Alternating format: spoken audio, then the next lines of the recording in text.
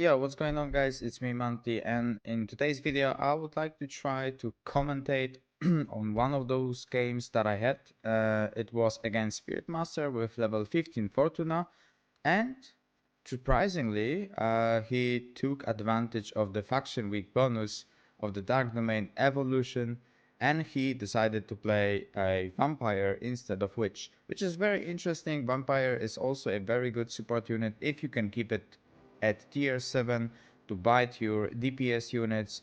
It can be used in Inquisitor decks, in Spirit Master apparently, and I'm pretty sure in decks like Demon Hunter as well, if you don't have your Witch maxed or it's a faction week bonus such as Evolution. It was quite a long game, it was 80 billion. Um, I didn't struggle much because, of course, I played BARD. I'm quite experienced already with BARD, and my Zeus item is upgraded, as you could see in my short videos. And as well, my Zeus is level 18 already, and my Trapper level 15. I pretty much upgraded my whole deck, and as you can see, I'm already at 9k. This game was before hitting 9k.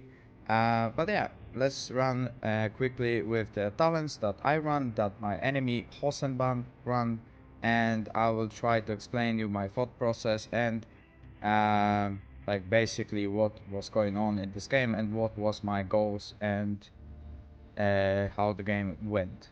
So, for equipment, of course, I run chainmail. I'm preparing my set bonus. For now, it's only armor. I already have my spear and amulet in the process. Level 10 Zeus item, like I said, a spear with light faction bonus, of course, and amulet of growth level 19.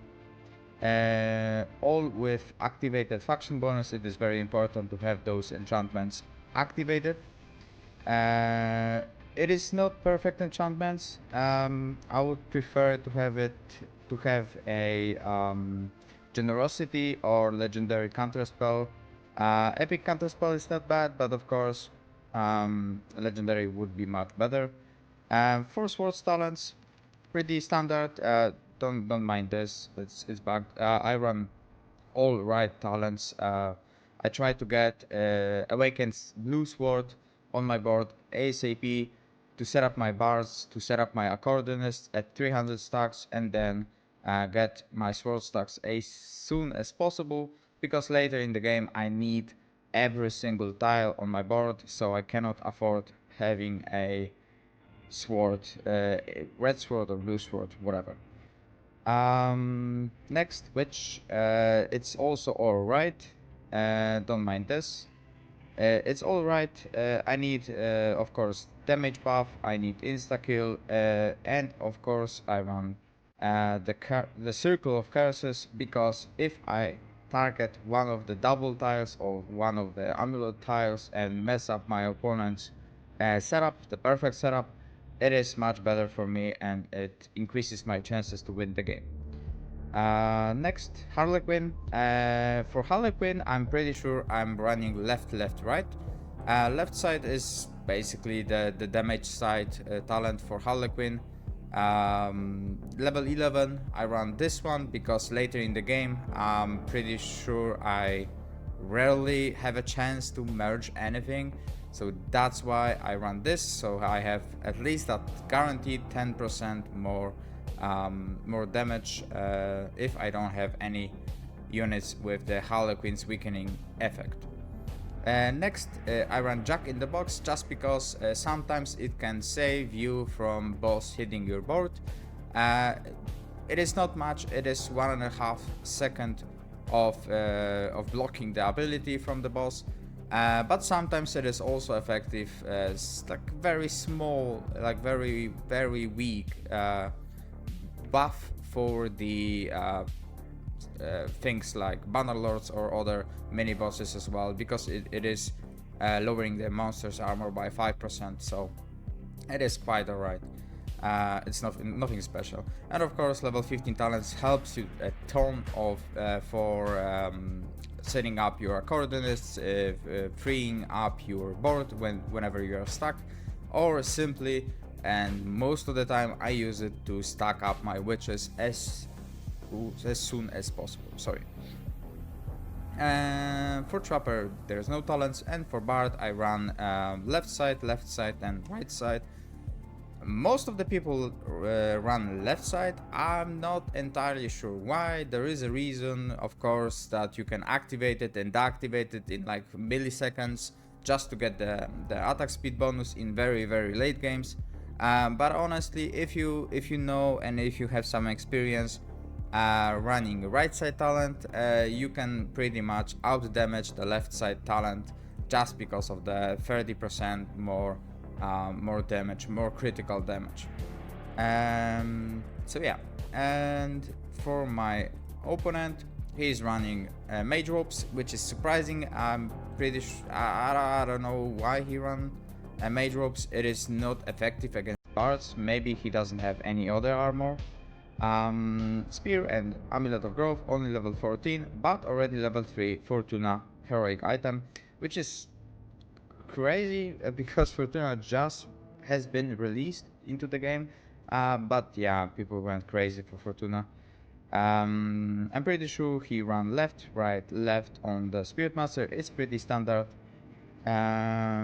Vampire, I'm pretty sure he'll run left and right because of the armor destruction. For the damage buff, the level 9 talent, and for the some percentage damage, level 11 talent. For Knight Statue, he ran pretty standard. He ran Covenant, Barrier, and Stone Legion. It's pretty standard Knight Statue talents for Spirit Master, for every single Spirit Master. And Scrubber, he ran left, right, pretty standard as well, nothing special. So let's hop into the gameplay and I will run you through my thought process. What did I do and why did I do and what was my goals in the game. Did you guys know that whenever you buy something in Russian market, you have tons of benefits? You get much better prices than you have in the game client, you can support your favorite content creator with a promo code, and you can also limit the number of your purchases. Instead of several mini transactions, you can just buy yourself platinum and then buy in-game stuff such as gems, passes or deal offers with it. If you want to support me, please use code Manty whenever you purchase in the market. You can leave me a message that will show on my stream as well. For all the people who uses my code, big thanks.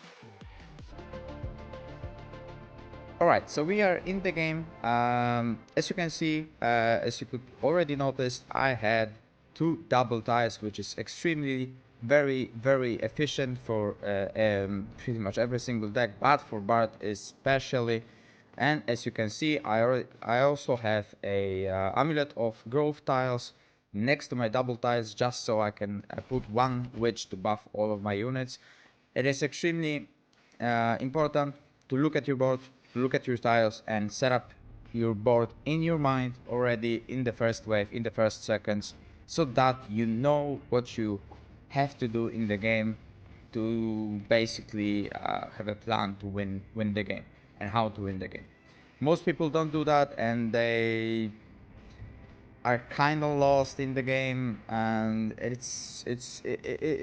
can like you see that whenever you check out what's your opponent doing, and it is really bad, and you should always plan your gameplay from the first wave, from the first seconds. So basically, it is going to be like that I set up my first 2 bars on my amulet ties just because I want to stack up 10 sword stacks ASAP. And next I'm gonna most likely, I don't quite remember which one was the third one. Was it the amulet tile or the Zeus tile? It doesn't matter because yeah, the first one always has to be your on the double ties, the Bard on the double ties. What's next? If you have your setup in your mind, what I'm doing next is to set up all of my bards, all of my Harlequins on the Zeus tiles, just because I can get my merge ranks higher in the meanwhile, while I'm getting my stacks. So you have your Zeus's, Harlequins on the Zeus tiles. You are getting inspiration stacks. If you are getting to 75, you set up your second accordionist. If you are getting to 150 and 300, you set up your next accordionist. Then after 300 stacks, what I like to do is to basically finish my Amulet of Growth tiles to get my maximum percentage damage, so I don't have to worry about it later, because I won't have a time or chance to do that. And also while doing that, I'm trying to get my witch stacks to 30, so I don't have to worry about that as well later, and I can set up my witches and leave them like that. Next, I'm trying to merge as many sword stacks as possible, so I don't have to worry about it later as well, just like witches and Amulet of Growth tiles. And what I also like to do is to specifically in this week, it's a evolution modifier, so I like to leave at least 1 or 2 Harlequins not on Zeus tiles. So whenever I have my witch stacks, I have my sword stacks, I have my Amulet of Growth stacks, I have my merge ranks on accordionist, I have my trappers, like 2 or 3 or 4 trappers on my board, a decent merge rank, then I leave the Harlequins to be, because every 60 seconds I get a merge rank on those, and then whenever it's tier 7 I do copy any BARD really, and it will increase my speed of getting inspiration levels, which is basically a percentage damage with every inspiration stacks.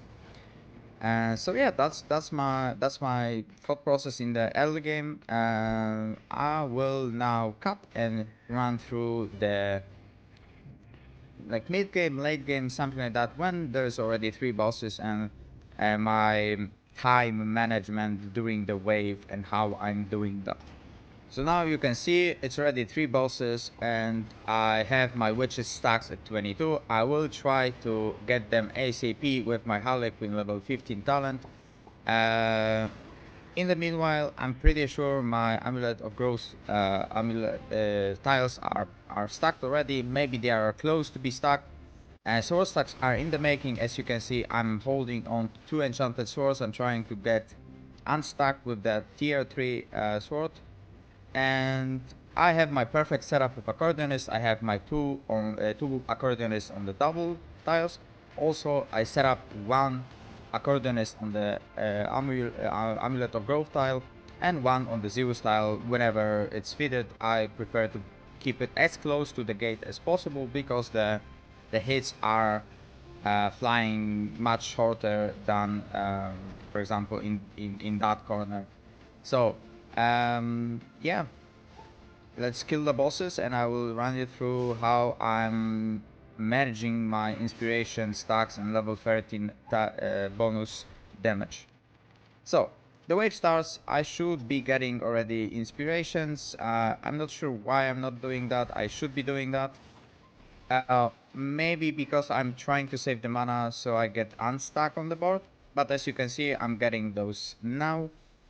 The color of the accords changed whenever you get the level 13 talent buff, and I'm getting them I'm pretty sure like every 10 seconds, every 11 seconds in the very early stages, when bosses don't even have 500 million health, even 1 and 1.3 billion health. I still do that every 10 11 seconds, because I can maximize getting as many stacks as possible. But the later the game goes, I have to do it much shorter. For example, 4 seconds, 3 seconds, just to get the bonus damage, because it is needed to handle the waves, so the bosses are not 10 billion health or such things. So I'm very close to getting my witch stacks to 30. I'm pretty sure I'm done with the amulet now. And let's kill the bosses, and I will show you exactly how my inspirations buff is managed. So let's skip to, for example, level to wave like 15, 16, when the boss actually have more health. It's 700 million now. Yeah, as you can see, I hold to the music mode as long as possible. You can see that I'm also holding on to the Harlequin, so it's leveling up, so I can set up my tier 7 BARD with loot for the extra inspiration stacks.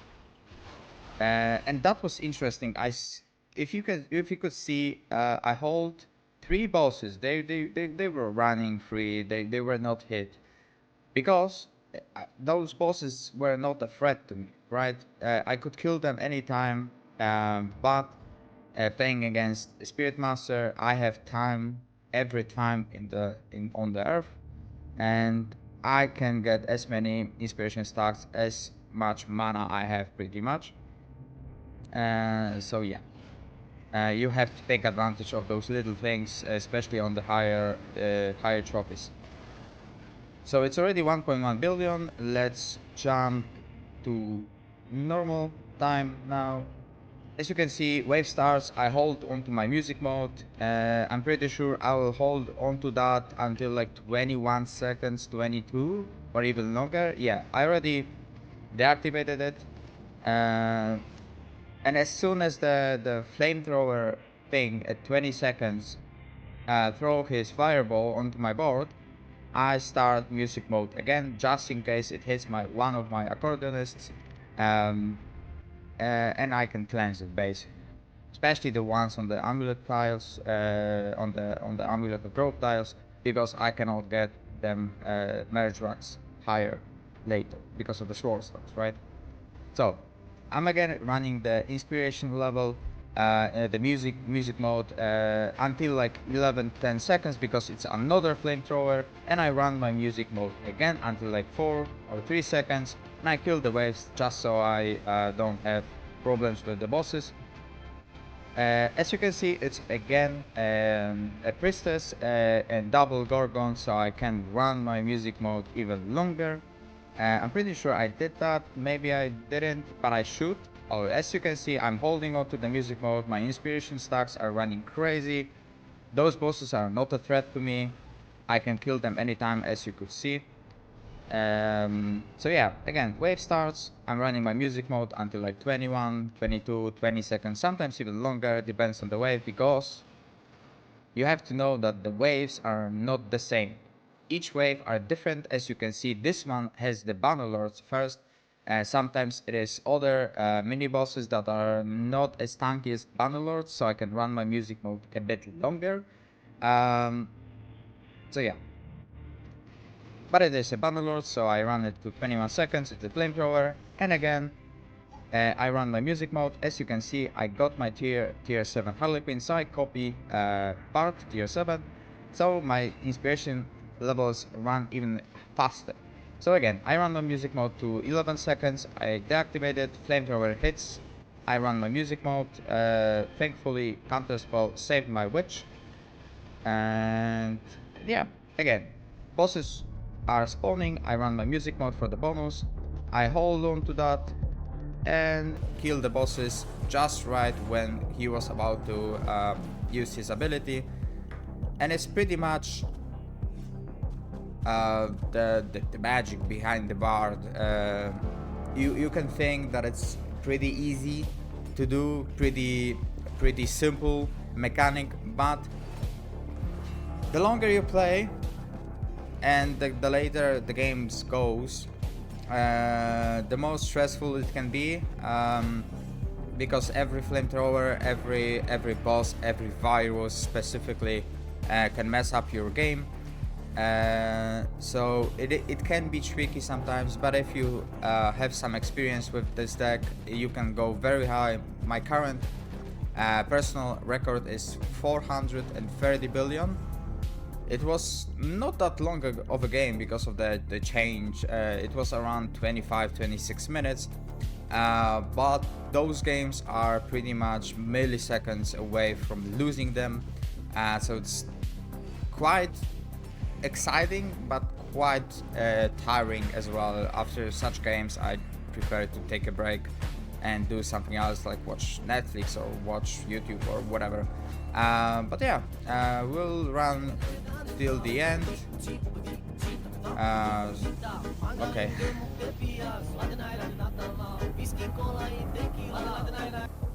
Small technical issue.